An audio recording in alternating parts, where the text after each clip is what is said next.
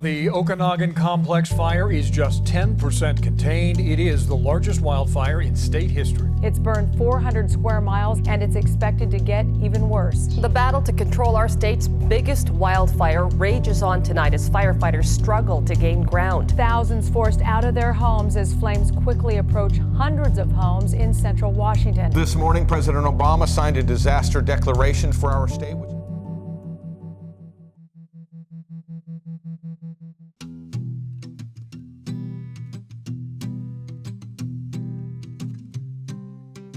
There's a lot of fear. Fire doesn't behave the way you think it should. Because I remember standing outside on like a Thursday evening and watching the embers fall from the sky. And they were hot still. So, you know, people had sprinklers on their roofs everywhere, and you never have gone through anything like it.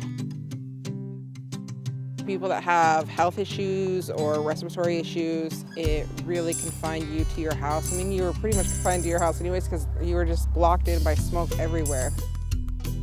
The fire camp actually went from end to end on this park. There was just thousands of firefighters camped right out in the OMAC area and right here on these fields. The RV park was full of people that had lost their homes or were evacuated, my family included. So we actually had a meeting to figure out what Plan B was because we couldn't play here.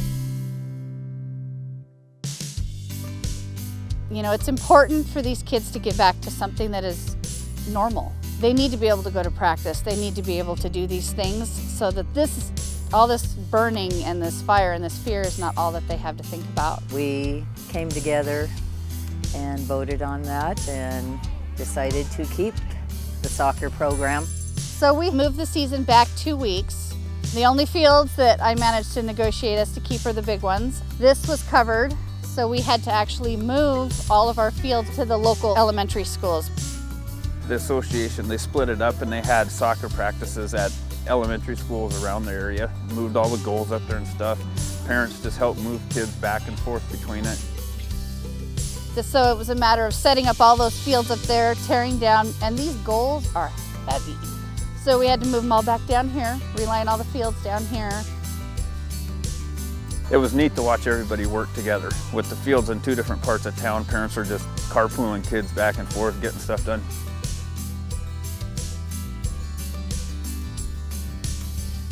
Summertime, you know, you're out of school, you're supposed to be able to be outside, enjoy the outdoors, you know, go hikes. They weren't allowed to do that because everywhere you went, there was a fire or the possibility of fire spreading to. It was just, the kids were cooped up too long, and I think it was really important they had that to look forward to, kind of take their mind off the stressful situation that was going on around our communities. You could stand in OMAC and you could look any direction and you could see flames. For a good month, you could not see from one end of this town to the other. You get up in the morning and everything's covered in smoke. Nobody could breathe, nobody could see. It was horrible being outside. The fire came right down about 65, 70 feet from our house. Luckily it was saved, and so that was a little stressful for the kids.